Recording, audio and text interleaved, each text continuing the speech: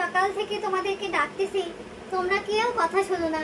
আমার শরীরটা ভালো লাগতেছে না, তোমরা কেউ এদিকে আসো না।